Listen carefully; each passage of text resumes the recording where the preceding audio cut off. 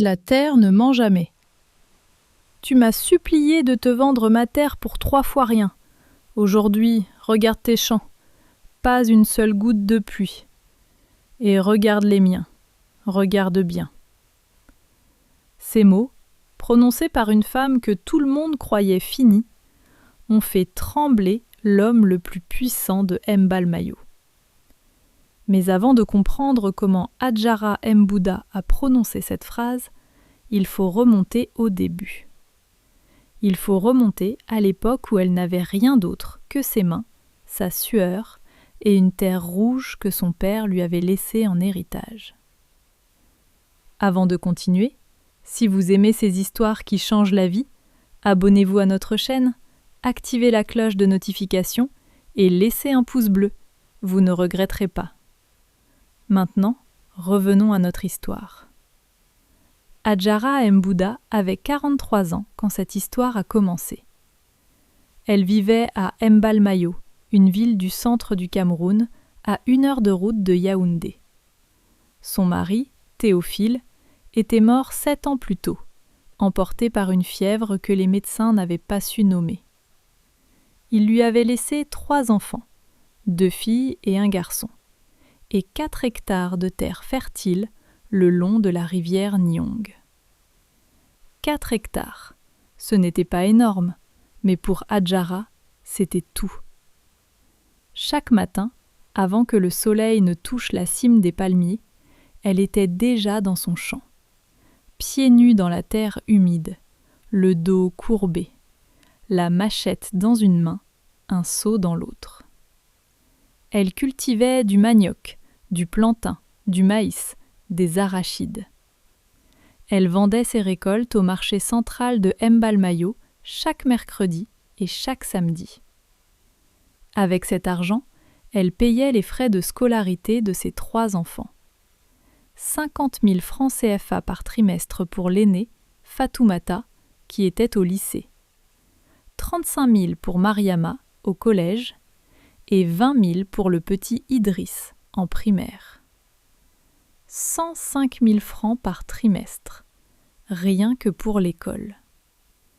Sans compter la nourriture, les cahiers, les uniformes, les médicaments quand la saison des pluies a mené le paludisme. Adjara ne se plaignait jamais. Quand ses voisines lui demandaient comment elle faisait, elle répondait toujours la même chose. La terre ne ment jamais. Si tu lui donnes ta sueur, elle te donne sa récolte. Et c'était vrai. Ces champs étaient les plus beaux de la zone. Le manioc poussait droit et épais. Le plantain donnait des régimes si lourds qu'il fallait 2 personnes pour les porter. Les voisins disaient qu'Adjara avait la main bénie. Mais ce n'était pas de la bénédiction. C'était du travail. 14 heures par jour, 6 jours par semaine, depuis 7 ans.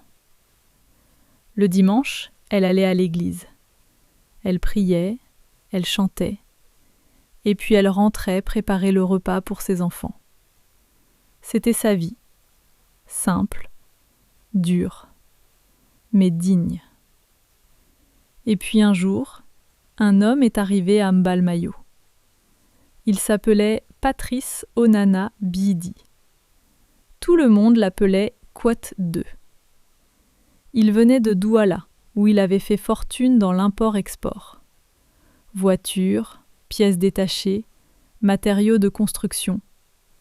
Tout ce qui pouvait se vendre et s'acheter, Patrice le vendait et l'achetait. On disait qu'il avait 3 maisons à Douala, une à Yaoundé et un appartement à Paris. On disait que sa voiture, une Toyota Land Cruiser noire aux vitres teintées, coûtait plus cher que toutes les maisons du quartier réunies. Patrice avait 57 ans. Grand, le ventre rond sous ses chemises en basin brodé, la peau brillante d'un homme qui mangeait bien et dormait dans la climatisation. Il portait toujours une grosse montre en or au poignet gauche et parlait fort, comme quelqu'un qui n'avait jamais eu besoin d'écouter les autres. Quand il est arrivé à Mbalmayo, il avait un projet. Un grand projet, disait-il. Il voulait acheter des terres, beaucoup de terres. Il parlait de plantations industrielles de palmiers à huile. Il parlait d'emploi pour les jeunes. Il parlait de développement. Il parlait de modernisation. Le sous-préfet l'a reçu avec tous les honneurs. Le chef traditionnel lui a offert du vin de palme et un poulet rôti. Les notables du quartier se sont assis avec lui sous le grand manguier de la place du marché et l'ont écouté parler pendant 2 heures. « Mes frères, disait Patrice en tapant sur la table, cette terre est riche. Mais vous la cultivez avec des machettes et des houes.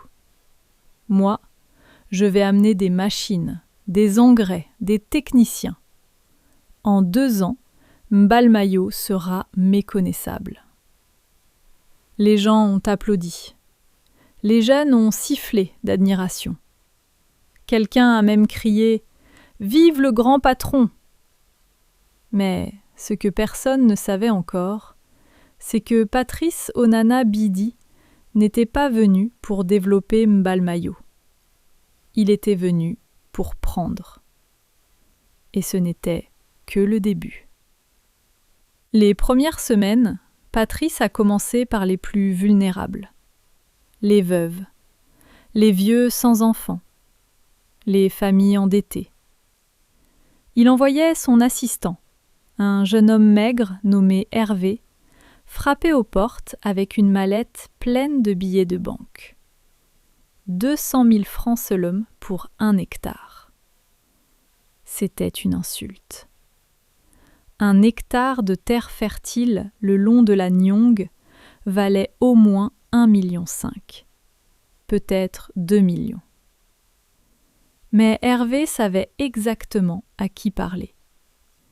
Il parlait aux gens qui avaient des dettes à l'hôpital, aux veuves dont les enfants avaient été renvoyés de l'école pour frais impayés, aux vieux qui n'avaient plus la force de cultiver. Et quand 200 000 francs tombent dans la main de quelqu'un qui n'a rien mangé depuis 2 jours, ça ressemble à une fortune. Le vieux Baba Amidou a été le premier à vendre. 3 hectares pour 600 000 francs. Il a signé avec son pouce, parce qu'il ne savait pas écrire. Quand il est rentré chez lui avec l'argent, sa femme a pleuré. Pas de joie, de honte. Kwatesi Baba n'a rien répondu. Il a posé l'argent sur la table et il est allé s'asseoir dehors, sous l'auvent en tôle, le regard perdu dans le vide. Après Baba, il y a eu Maman Gono. 2 hectares, 400 000 francs.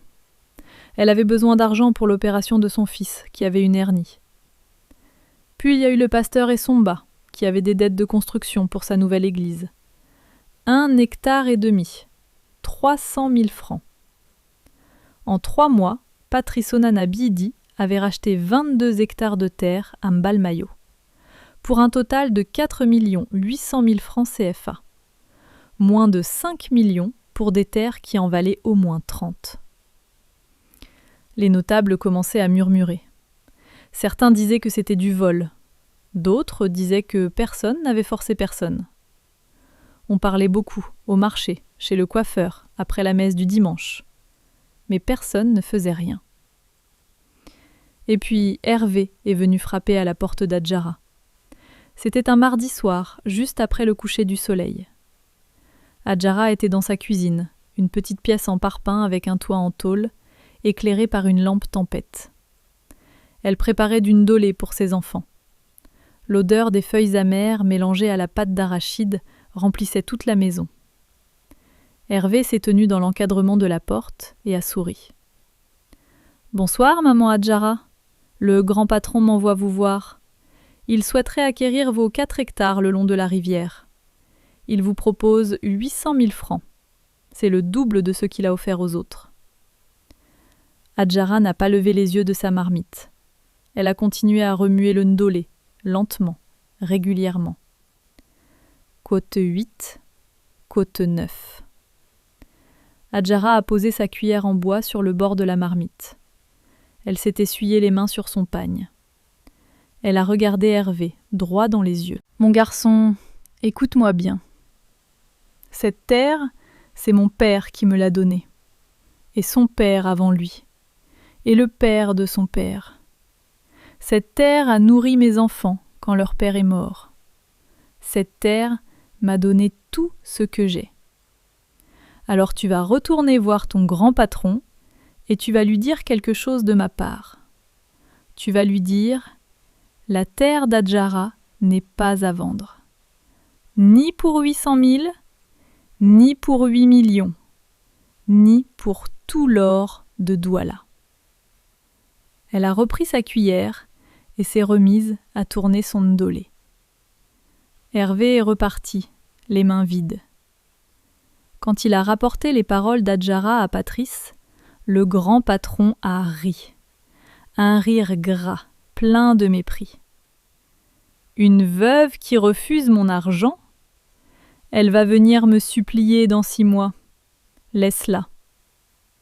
Mais ce que Patrice ignorait, c'est que la vie lui préparait quelque chose d'inattendu. Les mois ont passé. Patrice a fait venir des bulldozers de Douala. Des machines énormes, jaunes et poussiéreuses, qui ont labouré les 22 hectares en quelques jours. Il a fait arracher les cacaoyers centenaires, les manguiers, les avocatiers. Il a fait brûler la brousse. La fumée noire montait si haut qu'on la voyait depuis le marché central. Les enfants du quartier venaient regarder les machines, fascinés. Les vieux, eux, détournaient le regard. Ils savaient ce que signifiait la fumée. On brûlait la mémoire de leurs ancêtres. Patrice a planté des palmiers à huile, des rangées et des rangées de jeunes plants alignés comme des soldats. Il a engagé 12 ouvriers du village qu'il payait 1500 francs par jour, même pas assez pour un repas décent, et les faisait travailler 10 heures sous le soleil. Hadjara, elle, continuait à cultiver ses 4 hectares, toujours à la machette et à la houe, toujours pieds nus dans la terre rouge. Ses voisines, qui avaient vendu leur terre, la regardaient avec des sentiments mélangés. De l'admiration, oui, mais aussi de la jalousie et de la culpabilité. Et puis Patrice est revenu voir Hadjara. Cette fois, il est venu en personne. Il est arrivé dans sa Land Cruiser noire, suivi de 2 voitures. Il portait un grand boubou blanc en basin richement brodé, des babouches en cuir marron et cette montre en or qui captait la lumière du soleil. 2 jeunes hommes musclés marchaient derrière lui, comme des gardes du corps. Hadjara était dans son champ. Elle coupait du plantain. La sueur coulait sur son front, trempait son foulard. Patrice s'est arrêté au bord du champ. Il n'a pas mis les pieds dans la terre. Il a croisé les bras et l'a regardé de haut. « Maman Hadjara, dit-il d'une voix forte, j'ai besoin de tes 4 hectares. C'est les sales terres qui me manquent pour compléter ma plantation. Je te propose 1,5 million. Cash. Aujourd'hui. » Hadjara a continué à couper son plantain. 1 régime, 2 régimes, 3. « Tu m'as entendu ?» a dit Patrice un peu plus fort. 1 500 000 francs CFA. C'est plus que ce que tu gagneras en 5 ans avec tes bananes. Hadjara a posé sa machette.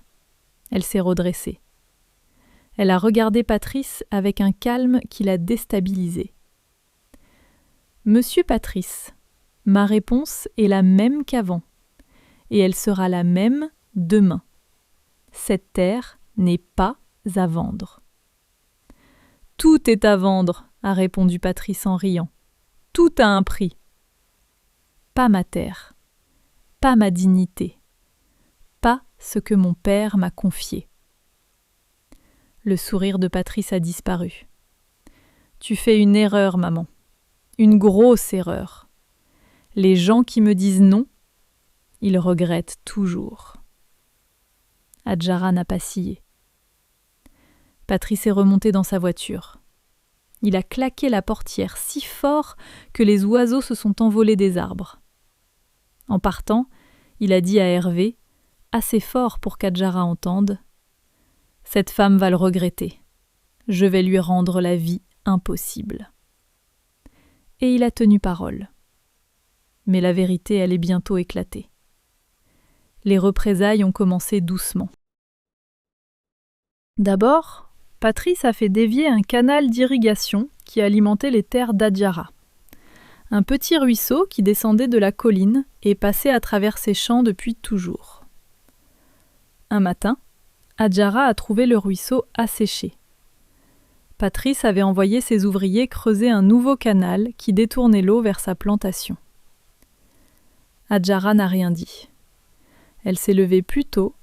Elle a commencé à porter l'eau depuis la rivière Nyong, à 500 mètres de son champ. Des seaux de 20 litres, 2 par voyage, 3 voyages chaque matin. 60 litres avant le lever du soleil. Ensuite, Patrice a fait couper les arbres qui bordaient la terre d'Adjara. De grands fromagers qui faisaient de l'ombre et protégeaient le sol de l'érosion. Un matin, les tronçonneuses ont résonné à l'aube. Quand Adjara est arrivée à son champ, il ne restait que des souches. Elle n'a rien dit. Elle a planté des bananiers le long de la limite pour refaire une haie naturelle. Puis, Patrice a fait répandre des produits chimiques sur la bande de terre qui jouxtait le champ d'Adjara. Des herbicides puissants en quantité excessive. Le vent portait l'odeur âcre jusqu'à la maison d'Adjara. Ses enfants toussaient la nuit. Cette fois, Adjara est allé voir le chef du village. Le chef Nkoulou Ambroise était un vieil homme maigre avec une barbe blanche et des yeux fatigués. Il a écouté Adjara. Il a hoché la tête. Il a soupiré. « Ma fille, je sais ce que Patrice fait. Mais que veux-tu que je fasse ? Cet homme a de l'argent. Il a des relations à Yaoundé. Il connaît le préfet. Il connaît le gouverneur. Moi, je suis un vieux chef de village. »« Alors vous ne ferez rien ?» a demandé Adjara. Le chef a baissé les yeux. « Je prierai pour toi, ma fille. C'est tout ce que je peux faire. » Adjara est sortie du bureau du chef sans un mot. Elle est rentrée chez elle. Elle a préparé le dîner pour ses enfants. Elle a vérifié les devoirs de Idriss. Elle a repassé l'uniforme de Fatoumata pour le lendemain. Et dans le silence de la nuit, quand les enfants dormaient, elle s'est assise sur le pas de sa porte et elle a pleuré. Des larmes silencieuses qui tombaient sur ses mains calleuses. Pas des larmes de faiblesse, des larmes de colère, de frustration, de fatigue. Mais Adjara n'était pas le genre de femme qui reste à pleurer longtemps. Les mois ont passé. Patrice avait maintenant plus de 30 hectares. Il avait racheté d'autres terres dans les villages voisins. Sa plantation de palmiers à huile grandissait. Il avait fait construire un entrepôt en tôle, acheté un tracteur, engagé un contremaître venu de Douala. Et puis, la saison sèche est arrivée. Mais pas n'importe quelle saison sèche. Les anciens de Mbalmayo n'avaient jamais vu ça. D'habitude, la petite saison sèche durait de décembre à février. Cette année-là, elle a commencé en novembre. Et elle ne s'est pas arrêtée. Janvier, février, mars. Pas une goutte de pluie. Le ciel était blanc, vidé de tout nuage. Le soleil tapait si fort que la terre craquelait comme de la vieille poterie. Mais voici ce qui était étrange. Ce qui était si étrange que les gens ont commencé à en parler à voix basse, avec des regards nerveux et des signes de croix. la sécheresse ne frappait pas partout. Les champs d'Adjara étaient verts. Pas un vert éclatant, non, mais un vert solide, vivant, résistant. Son manioc tenait, son plantain tenait. Ses bananiers pliaient un peu sous le soleil, mais ne mouraient pas. La terre d'Adjara, cette terre rouge que son père lui avait laissée, cette terre le long de la rivière Nyong, semblait garder son humidité comme un secret. Et de l'autre côté, sur les 30 hectares de Patrice Onanabidi, c'était le désastre. Ces jeunes palmiers à huile, plantés en rangées parfaites, jaunissaient. Leurs feuilles se recroquevillaient, se desséchaient, tombaient. Le sol, labouré par les bulldozers, privé de ses arbres, vidé de ses racines anciennes, ne retenait plus rien. L'eau passait à travers comme dans du sable. Les herbicides qu'il avait utilisés en excès avaient tué les micro-organismes qui maintenaient la terre vivante. En 6 semaines, la moitié de ses plants étaient morts. Patrice a fait venir de l'eau par camion-citerne. 3 camions par jour, à 50 000 francs le voyage. 150 000 francs par jour. Plus de 4 millions par mois, rien que pour l'eau. L'argent partait. Vite. Très vite. Mais ce que Patrice ignorait, c'est que son problème était bien plus profond que la sécheresse. Car pendant que Patrice brûlait son argent en camion-citerne, une femme tranquille faisait quelque chose que personne n'attendait. Adjara avait commencé à écouter, à observer, et surtout à apprendre. Tout avait commencé un dimanche, après la messe. Adjara était restée parler avec la sœur Thérèse, une religieuse camerounaise qui dirigeait une petite ONG appelée Côte 25. Sœur Thérèse travaillait sur les droits fonciers des paysans depuis 15 ans. Sœur Thérèse l'avait regardée avec un mélange de tendresse et de fermeté. Adjara, il y a des lois dans ce pays. Le problème, c'est que les gens ne les connaissent pas. Viens me voir lundi à mon bureau. J'ai quelqu'un à te présenter.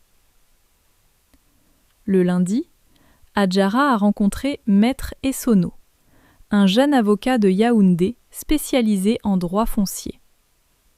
Il avait 32 ans, des lunettes rondes et une voix douce qui contrastait avec la précision de ses mots. « Madame Mbouda », a dit Maître Essono en feuilletant les documents qu'Adjara avait apportés.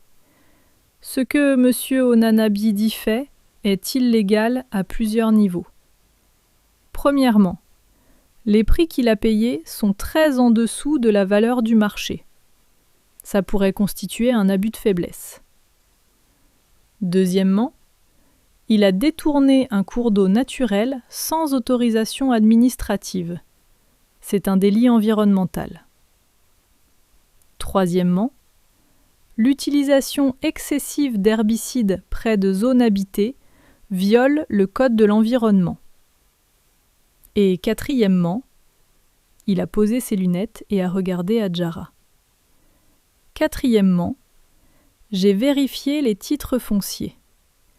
Monsieur Onanabidi n'a pas fait les démarches légales pour la plupart de ses acquisitions.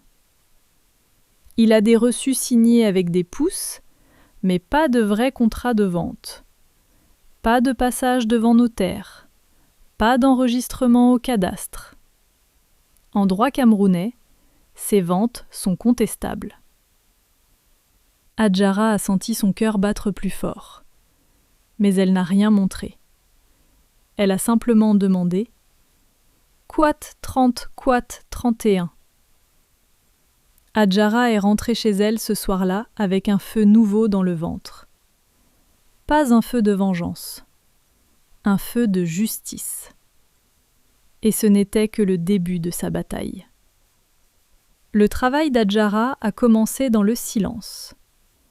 Pas de discours au marché, pas de cris, pas de publications sur les groupes WhatsApp du quartier. Juste du travail, méthodique, patient, implacable. Chaque soir, après le dîner, quand les enfants faisaient leurs devoirs, Adjara sortait un cahier d'écolier bleu. Un cahier de 100 pages qu'elle avait acheté pour 500 francs. Et dedans, elle notait tout. Les noms de chaque personne qui avait vendu sa terre à Patrice. Le prix payé. La date. Les circonstances. Elle allait les voir un par un, le soir, discrètement. Elle frappait à leur porte, s'asseyait dans leur salon modeste, et elle écoutait. « Maman de Gono, dis-moi exactement comment ça s'est passé. Hervé est venu te voir quel jour? Qu'est-ce qu'il t'a dit exactement? Tu as signé quelque chose? Tu as une copie ?» Maman de Gono avait pleuré en racontant. « Il m'a dit que si je ne vendais pas, Patrice allait faire construire une route qui passerait sur mon champ de toute façon. Il a dit que la mairie avait déjà approuvé. J'ai eu peur, Adjara. Mon fils était malade, j'avais besoin de cet argent. Il t'a menacé avec une fausse information, a dit Adjara doucement. C'est de l'intimidation, et ça rend la vente nulle. Elle a noté dans son cahier « Ngono, monsieur, intimidation, fausse information route, vente sous contrainte ». Elle a fait la même chose avec Baba Hamidou, avec le pasteur Essomba, avec la veuve Atangana, avec le vieux Messie. Un par un, 8 personnes au total. En parallèle, Maître Essonno faisait son travail. Il avait demandé au cadastre de Mbalmayo les registres officiels. Il avait vérifié chaque transaction.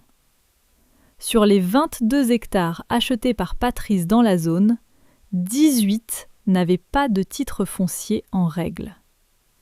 Les -bas, quote -bas, 36, -bas, -bas que Patrice exhibait étaient des bouts de papier sans valeur légale.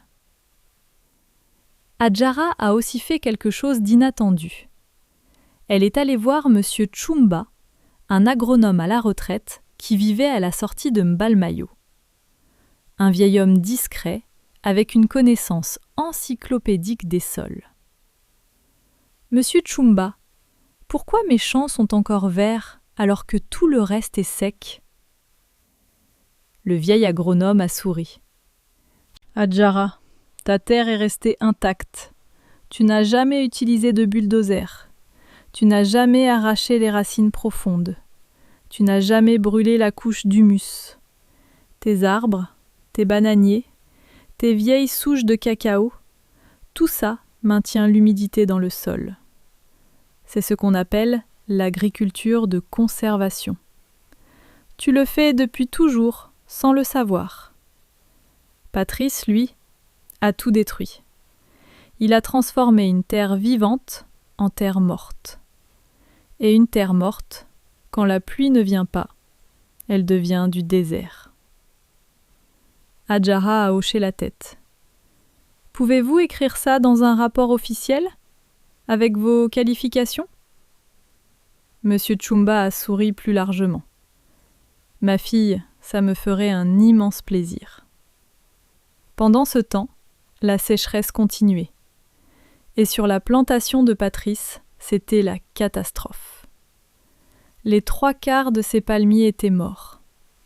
Les ouvriers n'étaient plus payés depuis 2 mois. 3 d'entre eux avaient porté plainte à l'inspection du travail. Le contremaître était parti, en emportant avec lui la caisse de la semaine. Le tracteur, acheté à crédit, allait être saisi par la banque. Patrice était assis dans son bureau temporaire, un conteneur aménagé au bord de la route, et il regardait ses relevés bancaires. En 9 mois, Il avait dépensé 47 millions de francs CFA. Les camions-citernes, les engrais qui n'avaient rien donné, les plans de remplacement qui mouraient aussi vite que les précédents, les salaires impayés, les pénalités de la banque. 47 millions. Et pas un seul litre d'huile de palme produit. Son téléphone sonnait sans arrêt. Des créanciers. Sa femme à Douala, qui voulait savoir pourquoi la carte bancaire était bloquée. Son associé de Yaoundé, qui menaçait de se retirer du projet. Patrice a éteint son téléphone. Il a mis la tête dans ses mains. Et pour la première fois de sa vie, il a eu peur. Mais ce qu'il ne savait pas, c'est que le pire était encore devant lui. Le jour du jugement, c'est comme ça que les gens de Mbalmayo l'ont appelé par la suite, est arrivé un jeudi matin du mois de mai. Adjara s'est levée à 5 heures. Elle a mis son plus beau pagne, celui en wax bleu et or, que sa mère lui avait offert pour ses 40 ans. Elle a noué son foulard soigneusement. Elle a mis ses sandales du dimanche. Elle a préparé le petit déjeuner de ses enfants, du pain, des œufs, du thé Lipton. Et elle a pris une grande enveloppe marron, épaisse, lourde, remplie de documents. À 8 heures, elle était devant le bureau du sous-préfet de Mbalmayo. Sœur Thérèse l'accompagnait. Maître Essonneau aussi, en costume-cravate, sa mallette à la main. Et derrière eux, 8 personnes. Les 8 vendeurs. Baba Amidou avec sa canne, Maman Ngono avec son fils guéri de sa hernie, le pasteur Essomba, la veuve Atangana, tous. Patrice Onanabidi était déjà là. Il avait été convoqué. Il était venu avec son propre avocat, un homme en costume gris de Douala, et Hervé, son assistant. Quand Patrice a vu Adjara entrer, il a eu un sourire méprisant. « Qu'est-ce que c'est que cette comédie ?» a-t-il dit à son avocat. « C'est la femme qui refuse de me vendre son champ de bananes. » Le sous-préfet a fait asseoir tout le monde. La salle sentait le bois ciré et le vieux papier. Un ventilateur rouillé tournait au plafond sans conviction. Maître Essonneau s'est levé. Il a ouvert la grande enveloppe marron. Il en a sorti une liasse de documents qu'il a posés sur le bureau du sous-préfet, un par un. « Monsieur le sous-préfet, » a commencé Maître Essonneau. « Voici les éléments du dossier. Document numéro 1. Le rapport du cadastre confirmant que 18 des 22 hectares achetés par M. Onana Biidi n'ont pas de titre foncier en règle. Les ventes sont juridiquement nulles. » Patrice a cessé de sourire. Document numéro 2.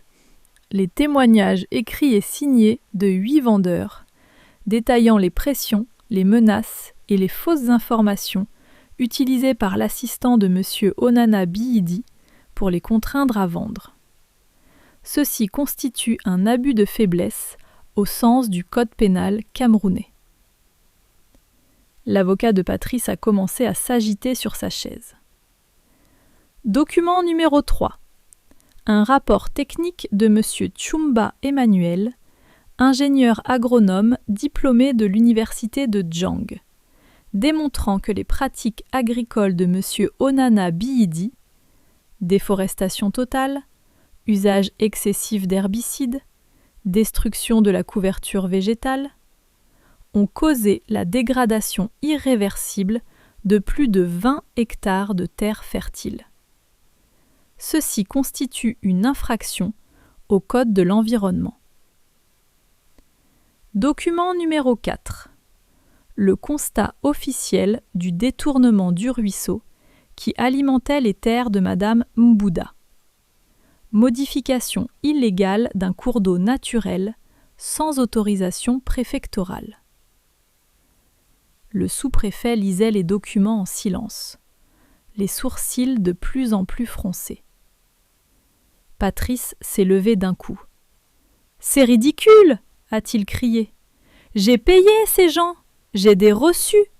Ce sont eux qui sont venus me supplier de les racheter. » Maître Essonneau n'a pas haussé la voix. Le silence dans la salle était si épais qu'on entendait le ventilateur grincer. Et puis, Hadjara s'est levée. Elle s'est levée lentement, calmement. Elle a lissé son pagne. Elle a regardé Patrice. Pas avec de la haine, pas avec de la colère, avec quelque chose de pire pour lui. De la pitié. « Monsieur Patrice ?» a-t-elle dit d'une voix douce mais ferme. « Vous êtes venu à Mbalmayo avec vos milliards et vos machines. Vous avez regardé nos terres et vous avez vu de l'argent. Vous avez regardé nos gens et vous avez vu de la faiblesse. Vous avez cru que parce que nous sommes pauvres, nous sommes stupides.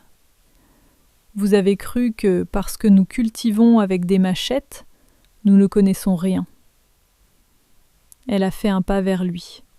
« Mais vous avez oublié une chose. La terre, elle, sait à qui elle appartient. Vous pouvez acheter un papier, vous pouvez payer un reçu, mais vous ne pouvez pas acheter ce qui est dans la terre, les racines de nos ancêtres, la sueur de nos parents, les prières de nos mères. Tout ça est dans la terre, et la terre n'oublie jamais. » Elle s'est tournée vers les 8 vendeurs. Et puis elle s'est tournée une dernière fois vers Patrice. Et elle a dit cette phrase que tout Mbalmayo allait répéter pendant des années. « On peut voler la terre d'un homme, mais on ne peut pas voler la pluie qui refuse de tomber sur un voleur. » Patrice a ouvert la bouche. Rien n'est sorti. Son avocat lui a murmuré quelque chose à l'oreille. Patrice a secoué la tête. Il a ramassé sa montre en or qui avait glissé de son poignet moite et il est sorti de la salle sans un mot. Le sous-préfet a rendu sa décision 2 semaines plus tard. Les ventes étaient annulées. Les terres devaient être restituées à leurs propriétaires d'origine. Patrice Onana Biidi était condamné à payer des indemnités pour les dommages environnementaux, 12 millions de francs CFA, et une plainte pénale pour abus de faiblesse et destruction environnementale était transmise au procureur. Les 8 vendeurs ont récupéré leurs terres. Mais les terres n'étaient plus les mêmes. Les arbres avaient été arrachés. Le sol avait été empoisonné par les herbicides. La couverture végétale avait disparu. C'est alors qu'Hadjara a fait quelque chose d'extraordinaire. Avec l'aide de Sœur Thérèse et de l'ONG Côte 52, elle a monté un projet de réhabilitation des sols. Monsieur Tchoumba, l'agronome, a accepté de diriger le projet bénévolement. Hadjara a écrit, en dictant à Fatoumata, son aînée, qui tapait sur l'ordinateur du cybercafé, une demande de financement à une fondation internationale pour l'agriculture durable. 3 mois plus tard, la fondation a répondu « Oui ». 12 millions de francs CFA de subventions pour la réhabilitation des terres et la formation des agriculteurs de Mbalmayo aux techniques d'agroécologie. Hadjara n'en croyait pas ses yeux quand Fatoumata lui a lu le mail. « Maman, ils disent oui, 12 millions !» Hajara a fermé les yeux. Elle a murmuré une prière. Et puis elle a dit « Bien, demain, on commence. » Et la vie de Patrice Onana Bidi? La vie de Patrice s'est effondrée, comme un château de cartes dans l'harmattan. La banque a saisi le tracteur, puis le conteneur bureau, puis la Land Cruiser noire aux vitres teintées. Sa femme, à Douala, qui avait découvert l'étendue de ses dettes, a pris les enfants et est retournée chez sa mère, à Bafoussam. Son associé de Yaoundé a porté plainte pour détournement de fonds communs. 2 de ses maisons à Douala ont été mises en vente par la banque pour rembourser les crédits. Patrice, l'homme qui arrivait en convoi de 3 voitures, a été vu 6 mois plus tard au marché de Mbalmayo, assis sur un banc, le regard vide, portant un vieux polo décoloré. Il avait maigri de 20 kilos. Il ne portait plus sa montre en or. Quelqu'un lui a offert un café. Il l'a bu en silence. Les gens murmuraient en passant devant lui. « C'est le grand patron ?» C'était le grand patron. Et comme par un miracle que personne à Mbalmayo n'a pu expliquer, mais que tout le monde a compris, quand la saison des pluies suivantes est arrivée, elle est arrivée partout. Sur les terres d'Hajara, sur les terres récupérées par les villageois. Partout. Mais sur les quelques hectares que Patrice avait achetés légalement et qu'il avait gardés, ceux au nord de la route, la terre était morte. La pluie tombait, oui, mais elle glissait sur le sol durci, emportant ce qui restait de terre arable dans la rivière. Rien ne poussait, rien ne pouvait pousser. La terre avait parlé. 2 ans ont passé. Hajara Mbouda avait 45 ans. Son visage portait les mêmes rides de travail. Ses mains étaient toujours calleuses. Mais quelque chose avait changé dans ses yeux. Une lumière. La lumière d'une femme qui sait exactement ce qu'elle vaut. Son projet d'agroécologie était devenu une coopérative. 32 agriculteurs de Mbalmayo et des villages voisins en étaient membres. Ils cultivaient ensemble, vendaient ensemble, partageaient les bénéfices. La coopérative s'appelait Côte 57. Hajara en était la présidente. Fatoumata, son aînée, avait obtenu son baccalauréat avec mention. Elle étudiait maintenant le droit à l'université de Yaoundé 2. Elle disait à tout le monde qu'elle voulait devenir avocate spécialisée en droit foncier. Côte 58, Mariama, la cadette, avait un don pour les chiffres. Elle tenait la comptabilité de la coopérative, sérieuse comme une banquière, à seulement 16 ans. Le petit Idriss, lui, voulait être agronome. Il suivait M. Tchoumba partout, un cahier à la main, notant tout sur les sols, les semences, les techniques de compostage. Hajara avait fait construire une nouvelle maison. Pas une villa, non.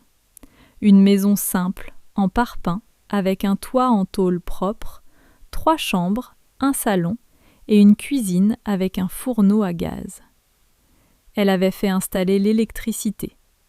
Un compteur officiel, pas des branchements sauvages. Et elle avait fait creuser un puits derrière la maison avec une pompe manuelle. Devant sa porte, elle avait planté un avocatier, un jeune arbre, pas plus haut qu'un enfant. Quand les gens lui demandaient pourquoi, elle répondait « Un matin, un journaliste de Yaoundé est venu l'interviewer. Un jeune homme avec un appareil photo et un dictaphone. Il faisait un reportage sur les conflits fonciers au Cameroun. Il a demandé à Hajara « Madame Mbouda, Est-ce que vous avez de la rancune envers monsieur Onana Biyidi ? Hajara a réfléchi un moment. Non, a-t-elle dit. La rancune, c'est comme un poison que tu bois en espérant que l'autre tombe malade. Moi, j'ai mieux à faire de mon temps. J'ai des terres à cultiver. J'ai des enfants à élever. J'ai une coopérative à faire grandir. La rancune, c'est un luxe que les gens occupés ne peuvent pas se permettre. Le journaliste a souri et a noté la phrase dans son carnet. Et quelle leçon voudriez-vous que les gens retiennent de votre histoire ? Hajara a regardé vers ses champs. Le manioc poussait droit et vert. Les bananiers ployaient sous le poids des régimes. Un coq chantait quelque part. L'air sentait la terre mouillée après la pluie du matin. Le journaliste a éteint son dictaphone. Il a regardé Hajara, cette femme en pagne avec ses sandales usées et ses mains de travailleuse, debout devant ses 4 hectares de terre verte, entourée de ses enfants, de ses voisins, de ses 32 coopérateurs. Et il a compris que l'histoire qu'il venait d'entendre n'était pas l'histoire d'une femme contre un homme riche. C'était l'histoire de la terre elle-même, de la terre qui choisit ceux qui la méritent. Chers amis, cette histoire est terminée, mais la leçon, elle, ne fait que commencer. Si cette histoire vous a touché, si elle vous a fait réfléchir, alors faites-la voyager. Appuyez sur le bouton Côte 64. Partagez cette vidéo avec quelqu'un qui a besoin de l'entendre. Laissez un commentaire pour nous dire « Est-ce que vous connaissez quelqu'un comme Hajara ?» Quelqu'un qui a refusé de plier quand tout le monde pliait. Et si vous n'êtes pas encore abonné à notre chaîne, c'est le moment. Abonnez-vous, activez la cloche de notification et rejoignez cette famille de millions de personnes qui croient que la justice existe. Pas toujours dans les tribunaux, pas toujours dans les bureaux des grands hommes, mais toujours, toujours dans la terre. La terre ne ment jamais. À la prochaine histoire.